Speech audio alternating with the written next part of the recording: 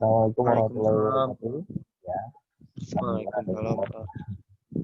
Oke, saya mulai ya untuk perkuliahan hari ini. Kita sudah masuk ke pertemuan 3. Kita akan membahas tentang penjadwalan proses. Oke, kenapa saya minta Zoom? Karena untuk materi pertemuan 3 ini ada beberapa yang menggunakan rumus ya. Perhitungannya menggunakan rumus. Nah, kalau mau saya jelaskan lewat e-learning mungkin agak susah kalian untuk memahaminya ya. Jadi kalau misalkan di Zoom kalian kan bisa langsung bertanya langsung jika ada pertanyaan. Oke, baik.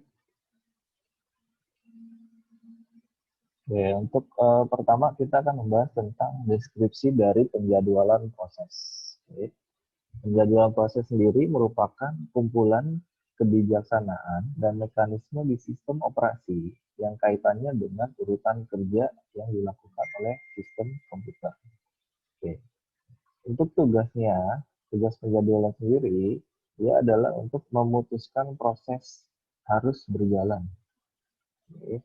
Kemudian kapan dan berapa lama proses harus berjalan. Oke. Sasaran utamanya penjadwalan proses adalah optimasi kinerja sistem komputer menurut kriteria tertentu. Oke. Ya, seperti gambar di samping ini, ya, ini merupakan gambar dari 3 level penjadwalan ya, teman-teman. Ada penjadwalan dari sisi input Q, ada CPU, kemudian ada disk. Kalau untuk disk, dia disebut dengan memori scheduler. Ya, untuk CPU dia bernama CPU scheduler, dan yang terakhir untuk input Q adalah admission scheduler. Yang mengatur semua penjadwalan itu adalah main memory. Oke, kemudian kriteria dari penjadwalan. Yang pertama adalah adil atau fairness. Jadi proses-proses yang diperlakukan sama, yaitu mendapat jatah waktu layanan proses yang sama dan tidak ada proses yang tidak kebagian layanan. Jadi setiap proses memiliki jatah waktu pemrosesan yang sama ya. Jadi semuanya dapat kebagian untuk melayani proses, untuk melakukan proses. Kemudian untuk efisiensi atau utilisasi, dalam memproses yang dihitung dengan perbandingan rasio waktu sibuk memproses dengan total waktu operasi sistem operasi. Jadi perbandingan antara waktu sibuk dengan total waktu operasi sistem komputer. Yang ketiga adalah waktu tanggap atau response time. Nah, sistem interaktif didefinisikan sebagai waktu yang dihabiskan dari saat karakter terakhir dari perintah dimasukkan oleh program sampai hasil pertama muncul di perangkat masukan keluaran seperti layar. Jadi dari awal karakter itu diinput sampai dengan output keluaran di layarnya. Kemudian sistem waktu nyata didefinisikan sebagai waktu dari saat kemunculan suatu kejadian sampai instruksi pertama rutin layanan terhadap kejadian dieksekusi. Kemudian ada namanya turnaround time.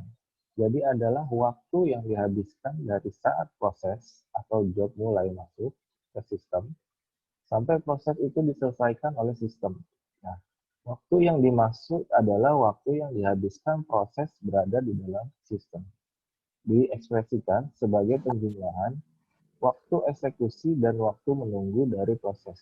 Nah, di sini dirumuskan untuk mencari turnaround time-nya adalah waktu eksekusi ditambah dengan waktu menunggu.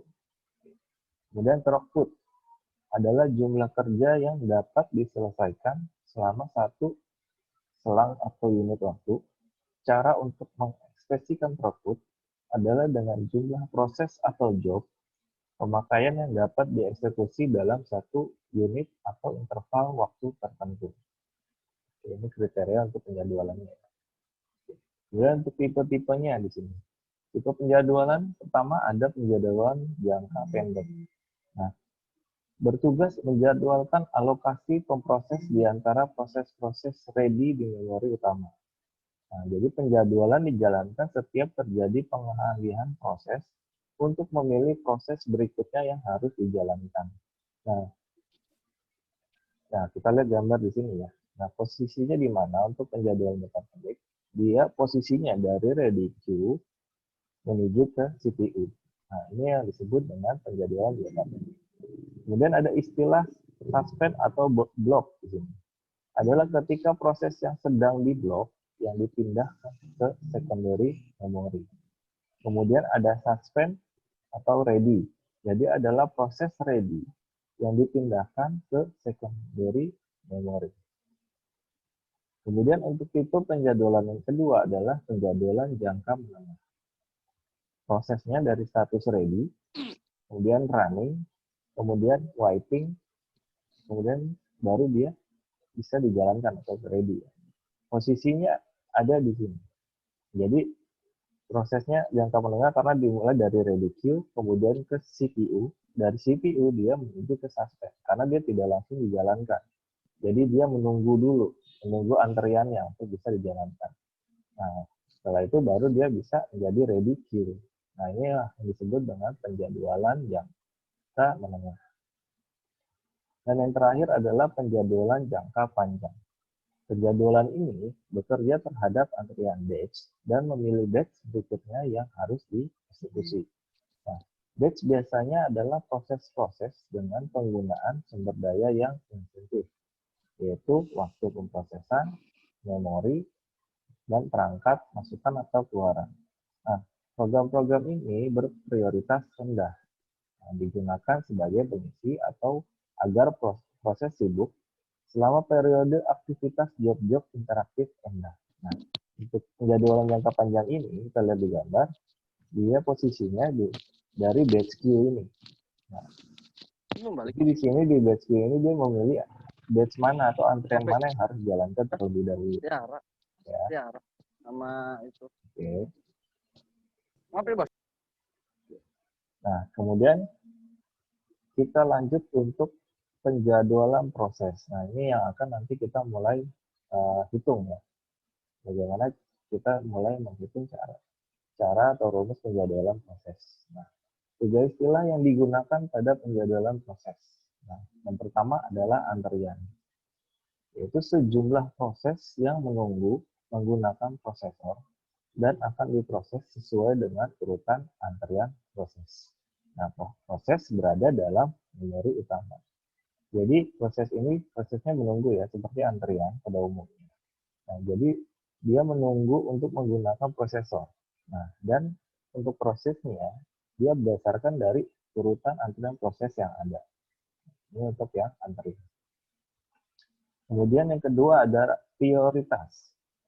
Dia mendahului pada antrian proses. Kalau proses itu berada di bagian belakang antrian, maka dengan pemberian prioritas, proses itu langsung berada di bagian paling depan antrian. Itu sambil menunggu sampai kerja prosesor selesai. Jadi karena dia terdapat prioritas di sini, misalkan ada antrian A, B, C. Dimulai dari A. Nah, A ini sudah mulai berjalan antriannya. Nah, kemudian harusnya setelah A kan ada B untuk proses selanjutnya. Tapi di sini C mendapatkan sebuah prioritas.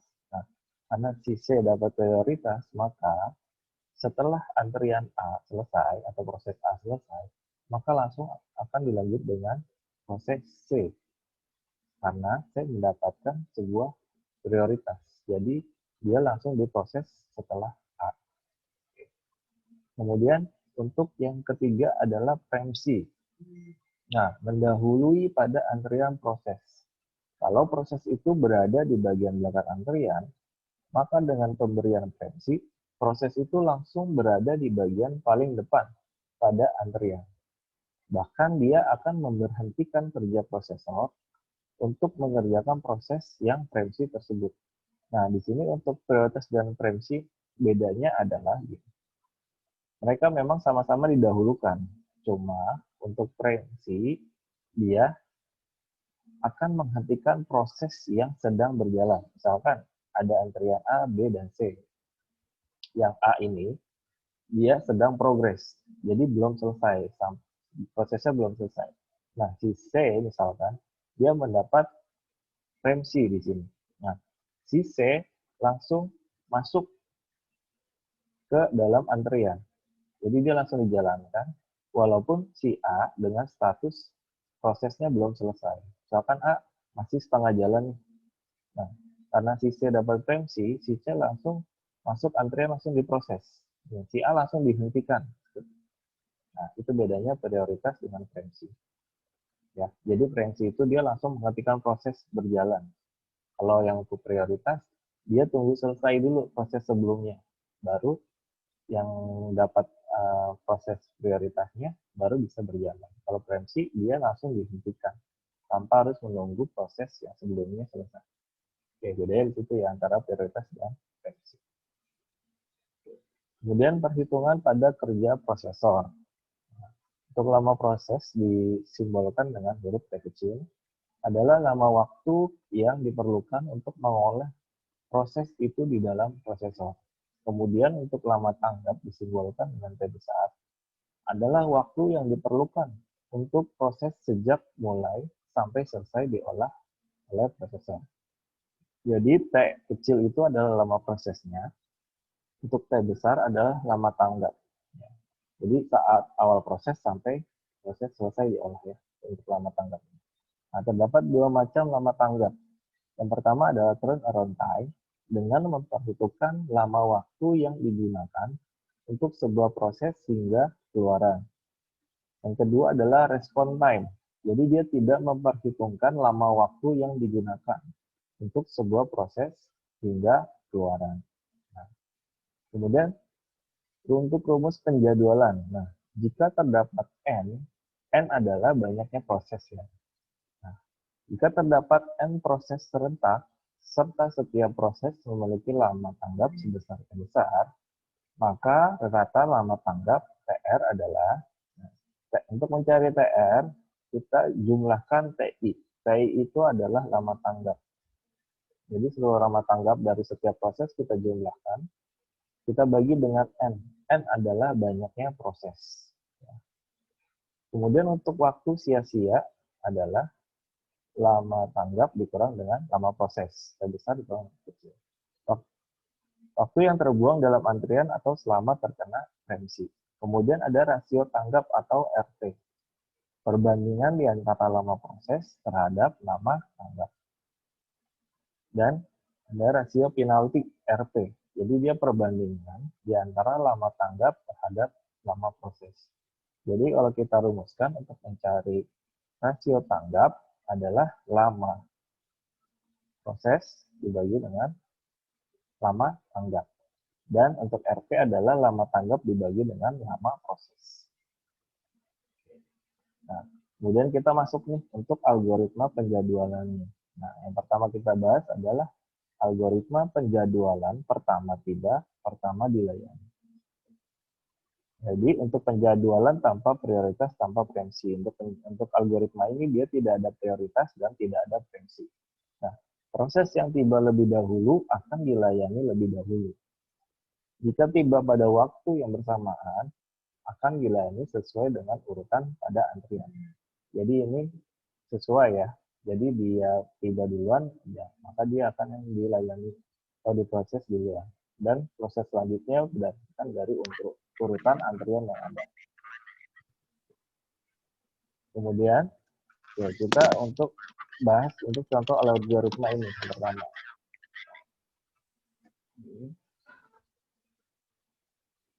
Nah, di sini contoh algoritma pertama tiba, pertama dilayani. Nah, di sini terdapat 4 proses.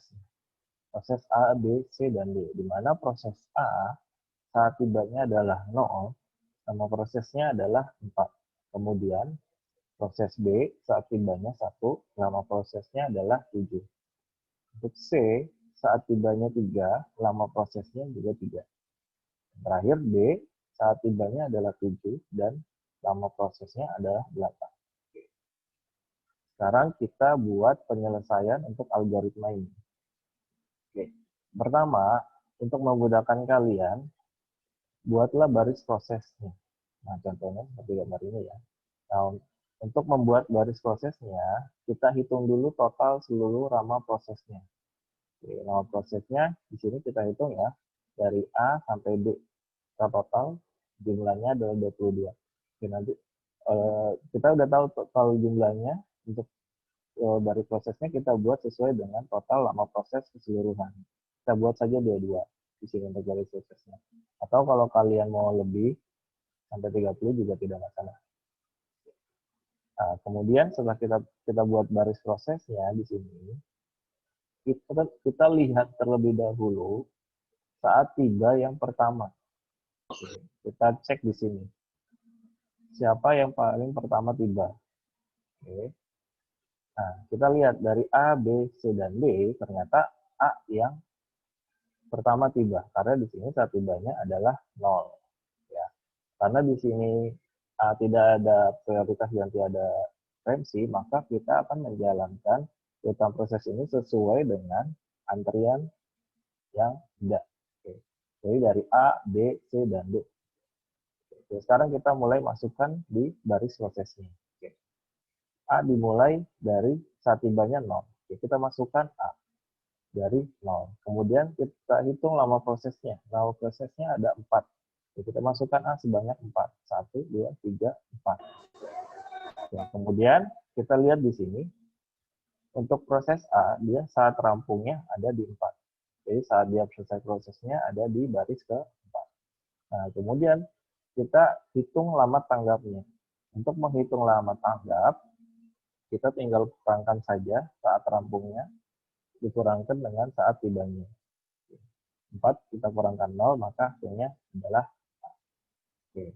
Setelah proses A selesai, kita langsung lanjut ke proses B, karena sesuai dengan antrian ya. Tidak ada prioritas, tidak ada juga prediksi. Nah, saat tiba B adalah 1 ya, berarti dia sudah masuk ya, kalau kita lihat di sini ya. Jadi kalian perhatikan saat tibanya juga. Kalau misalkan B saat tibanya di 7, berarti B belum bisa masuk. Karena untuk proses yang pertama, dia baru sampai dengan baris proses ke-4. Jadi perhatikan juga saat tibanya. Karena dia saat tibanya 1, berarti dia sudah bisa masuk ya. Karena 1 udah terlewat ya. Oke. Nah, kita saat mulai untuk B-nya adalah saat terakhir dari proses A. Proses A terakhir ada di 4. Oke, berarti untuk proses B kita mulai dari 4. Oke. Kemudian kita hitung lama prosesnya ada 7. Kita masukkan untuk proses B sebanyak 7. Kemudian untuk saat rampungnya dia berada di 11. Ya, dari sini 11. Oke. Setelah itu kita hitung lama tanggapnya. Lama tanggap tadi rumusnya adalah saat rampung dikurangi dengan saat tiba. 11 kita kurangi dengan 1, maka hasilnya adalah 10. Oke. Kemudian kita lanjut ke proses yang C. Oke, proses C, saat tibanya 3, berarti dia sudah masuk ya. Kita sudah bisa proses. Oke, kemudian untuk saat mulainya adalah saat terakhir dari proses D. D terakhir di 11, maka C dimulai dari 11. Nah, kemudian kita masukkan lama prosesnya sebanyak 3. Oke, kemudian dia berakhir saat rampungnya berada di 14. Nah, setelah itu kita hitung lama tanggapnya. Lama tanggapnya adalah saat rampung C dikurang dengan saat tibanya. Jadi 14 kita kurangi 3, hasilnya adalah 11. Dan yang proses terakhir adalah B. B saat tibanya 7, berarti dia sudah bisa diproses, sudah masuk. Oke, untuk saat mulainya, dia mulai dari 14, karena terakhir C diproses di 14. Nah, kemudian kita masukkan nama prosesnya. Nama prosesnya ada 8. Setelah kita masukkan, maka saat rampungnya dia berada di 22. Nah, kemudian kita hitung lama tanggapnya. Lama tanggapnya adalah 22 kita kurangkan dengan 7 saat tibanya D. Kita dapat 15. Oke, setelah itu, kita hitung rata-ratanya untuk lama tanggap. Nah, caranya adalah kita totalkan seluruh lama tanggap dari setiap proses. 4, 10, 11, 15 kita jumlahkan, hasilnya adalah 40. Oke. Untuk menghitung rata-rata, jumlah lama tanggap dibagi dengan N. N adalah banyaknya proses. Banyak proses di sini ada 4 ya. Di sini ada 4 proses A, B, C, dan D. Oke, berarti 40 ini kita bagi dengan 4. Oke. Maka hasilnya adalah 10 untuk rata-rata penyelesaian algoritma pertama tiba, pertama dilayani. Kemudian kita lanjut ke algoritma yang kedua. Nah, algoritma kedua adalah penjadwalan proses terpendek dipertamakan. Jadi penjadwalan dengan prioritas tanpa fungsi. Nah, ini untuk algoritma ini sudah ada prioritasnya, tapi dia belum ada fungsinya. Terdapat dua langkah. Oke. Penentuan berdasarkan pendeknya proses yang dilayani. Jadi yang pertama, penentuan berdasarkan pendeknya proses yang dilayani. Oke. Kemudian yang kedua, jika proses yang terpendek tersebut belum tiba, maka prosesor akan melayani proses yang telah tiba sampai proses tersebut selesai. Jadi yang kedua kita perhatikan prosesnya, proses tibanya, saat tibanya ya. Kalau dia belum tiba, maka prosesor akan melayani proses yang telah tiba lebih dahulu. Sampai proses tersebut selesai, baru proses dengan prioritas itu bisa dijalankan. Oke. Sekarang kita masuk ke contohnya. Di sini terdapat tabel proses. Pertama, proses terpendek dipertamakan. Ada 4 proses di sini, A, B, C, dan D. Dengan A saat tibanya adalah 0, lama prosesnya adalah 5. Kemudian B saat tibanya 3, lama prosesnya adalah 7. Dan C saat tibanya 5, lama prosesnya 2. Terakhir, D saat tibanya 6, lama prosesnya adalah 4. Oke, sekarang kita mulai penyelesaiannya untuk algoritma PTD. Oke, untuk mempermudah kalian, kalian buat garis prosesnya ya, bisa menghitung saat mulainya, saat rampungnya. Oke, untuk mempermudah kalian. Oke, di sini untuk barisan proses antrian yang pertama. Oke, berdasarkan dari uraian tadi ya untuk algoritma PTD, kita perhatikan saat lama prosesnya ya. Yang terpendek adalah di sini kita cari lama proses yang terpendek karena prioritasnya adalah untuk proses dengan lama proses terpendek. Kalau kita lihat di sini, untuk lama proses terpendek ada pada C. Berarti harusnya C duluan kan yang mulai prosesnya. Nah, tapi di sini kenapa A duluan? Nah, kita balik lagi di pernyataan yang kedua. Jika prosesnya belum tiba, maka dia akan melayani algoritma yang tiba terlebih dahulu. Oke, jadi dia baru bisa diproses setelah saat tibanya sesuai ya, atau sudah bisa masuk ya untuk diproses. Oke. Karena yang C ini saat tibanya 5 berarti dia belum bisa diproses. Maka kita lihat saat tibanya yang paling pertama.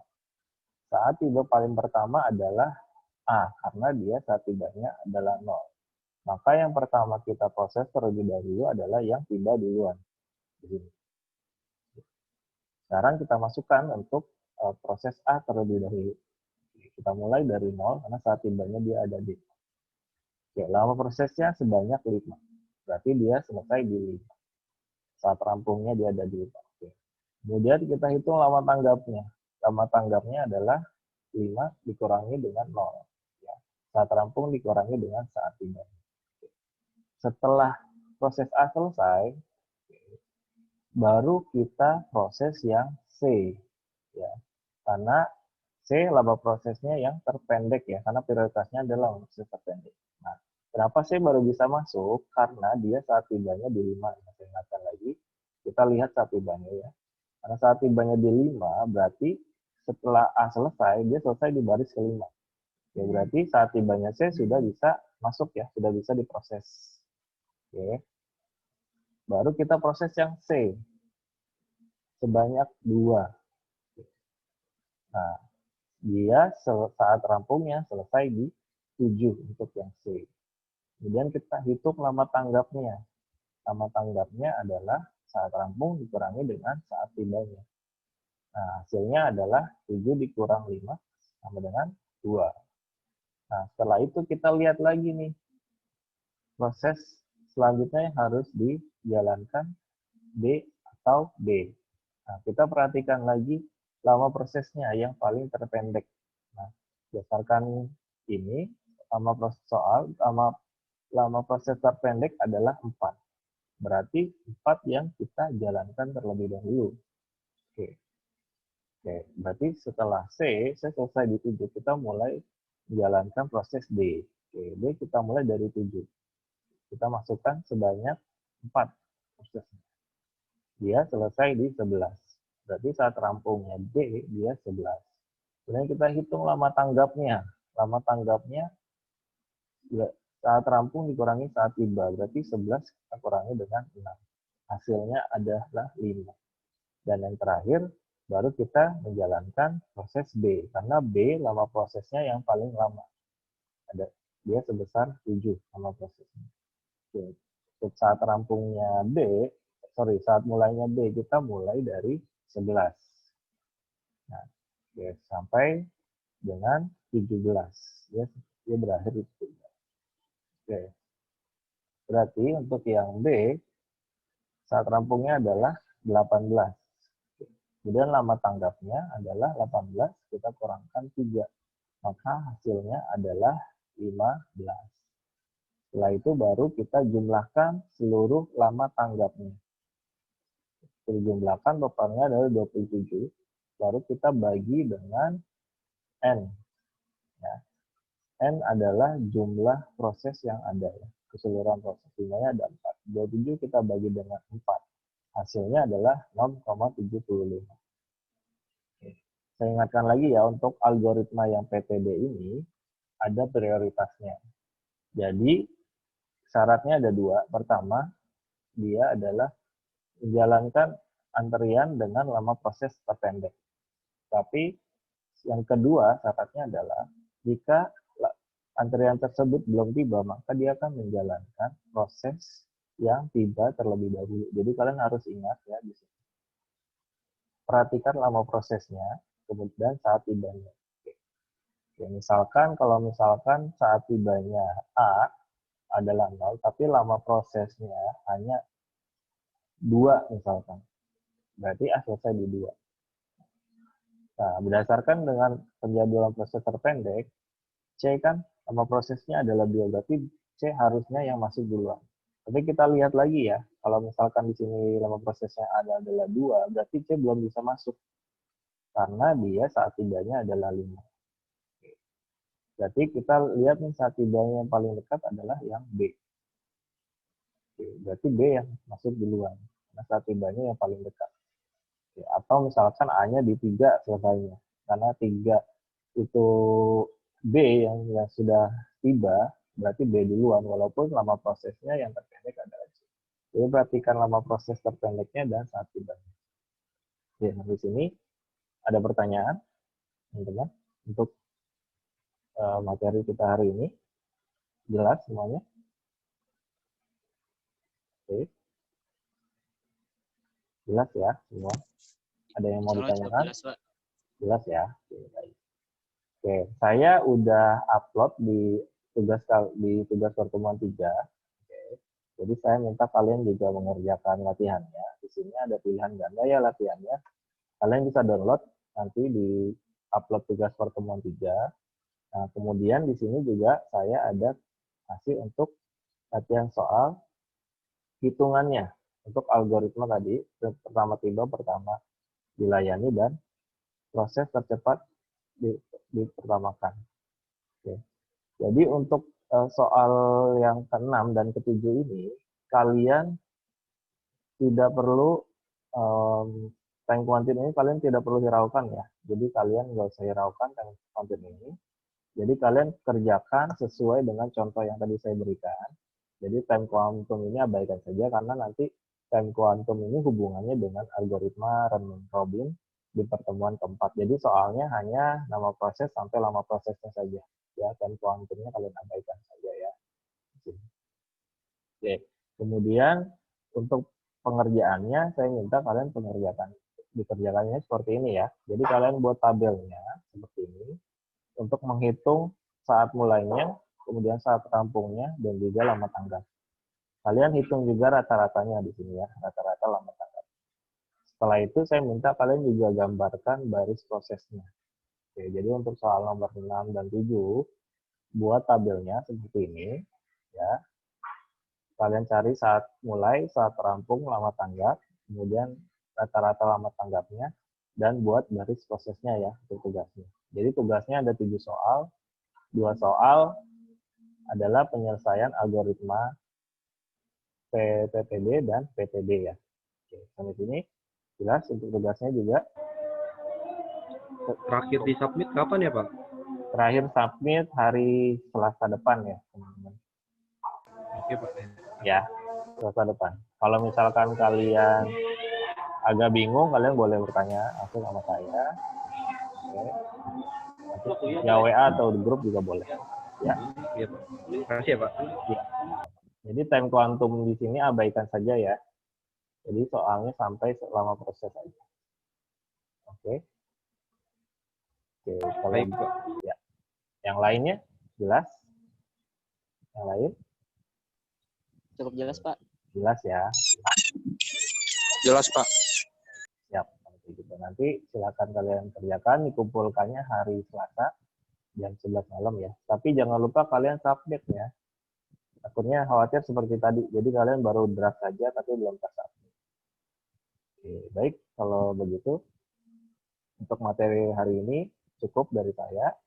Oke, kalau teman-teman jangan lupa absen ya. Silakan absen di learning-nya dan juga di mahasiswa online. Terima kasih. Ya, saya tutup ya. Assalamualaikum warahmatullahi wabarakatuh. Waalaikumsalam warahmatullahi wabarakatuh. Terima kasih, Pak. Sama. Terima kasih, Pak. Sama-sama. Makasih, Aldi Pak. salam buat sepupu Aldi. Aldi salam buat sepupunya.